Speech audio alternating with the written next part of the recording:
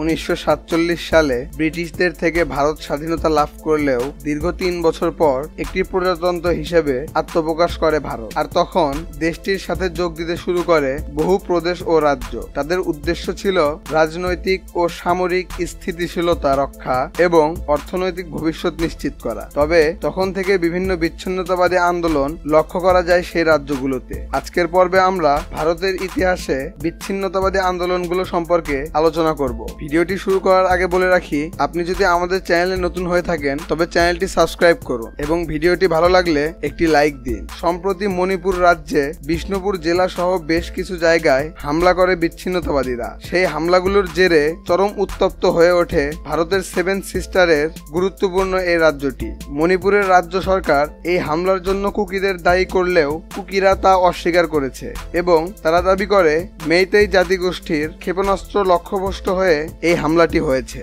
মণিপুরে মূলত উত্তেজনা শুরু হয় মণিপুর ভারতের পূর্ণ রাজ্য হবার আগে থেকেই। 1972 সালে মণিপুর পূর্ণ রাজ্যের মর্যাদা পেলেও বিদ্রোহ তখন থেকেই চলছিল। এরপর 1980 সালে ভারত সরকার মণিপুরকে একটি অশান্ত এলাকা হিসেবে ঘোষণা করে এবং সশস্ত্র বাহিনী বিশেষ ক্ষমতা আইন জারি করে। এরপরও দাঙ্গা বহুদিন যাবৎ চলতে থাকে এবং ধীরে ধীরে কিছুটা শান্ত হলেও 2013 সালে মণিপুর রাজ্য হাইকোর্ট সেখানে থাকা হিন্দু ধর্মাবলম্বী এবং সংখ্যাগরিষ্ঠ মেইতেইদের তফসিলি জাতিগোষ্ঠী হিসেবে স্বীকৃতি দিতে আগ্রহী হলে সেখানকার অন্যান্য জাতিগোষ্ঠীর লোকজন আবারও বিদ্রোহ শুরু করে। সময়ের সাথে সাথে নাগাল্যান্ডেও বিদ্রোহ ছড়িয়ে পড়ে এবং সেই বিদ্রোহ মণিপুর রাজ্যটিকেও আঘাত করে। মূলত এইসব জাতিগত সহিংসতার শিকড় তাদের জাতিগত বিভেদ এবং ভারতের হিন্দুত্ববাদ নীতির অনেক গভীরে লুকিয়ে আছে। ভারতের আরেকটি বিচ্ছিন্নতা আন্দোলন খালিস্তান আন্দোলন। এটি মূলত ভারতের পাঞ্জাব, হরিয়ানা ও এর আশেপাশের কিছু রাজ্য জুড়ে বিস্তৃত। তাদের উদ্দেশ্য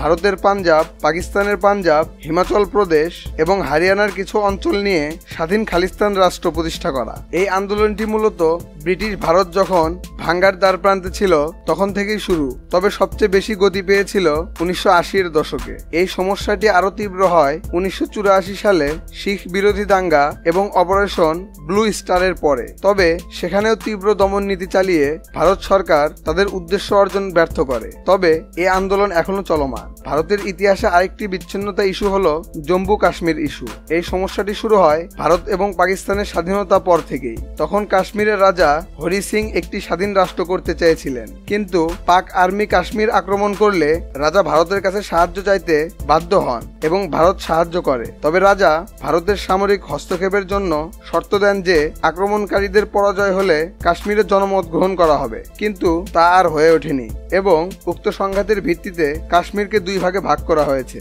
এবং পরিস্থিতি আজও সেই জটিলই রয়ে গেছে।